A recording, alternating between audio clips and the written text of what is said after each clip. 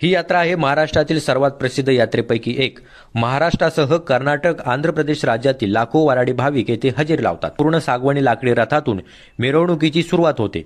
ही मिरवणूक प्रथम मंदिराकडे जाते। देवाची आरती झाल्यानंतर प्रमुख मानकरी खंडोबा आणि म्हाळसा देवाचे मुखवटे बोटाला बांधतात आणि रथात बसतात आणि सर्व मानाचे गाडे मानकरी यांच्यासह मिरवणूक बोहल्याकडे निघते। या यात्रेत अनेक गावातून कावडी वाजत गाजत आणल्या जातात।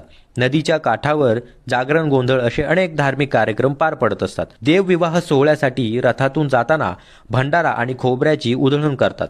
भंडारा खोबऱ्याच्या उधळणीमुळे सूर्यास्ताच्या किरणांनी विवाहाच्या बोहल्यासह पालनगरी सोन्याची नगरी होऊन जाते। पौष महिन्यात मृग नक्षत्रात गोरज मुहूर्तावर तारळी नदीचा वाळवंट पार करून खंडोबा देव आणि म्हाळसा यांचा विवाह सोहळा लाखो भाविकांच्या उपस्थितीत पार पडतो। अशी ही प्रसिद्ध यात्रा आहे सातारा जिल्ह्यातील श्री क्षेत्र पालखंडोबा आणि म्हाळसा देवी यांच्या लग्न सोहळ्याची। येळकोट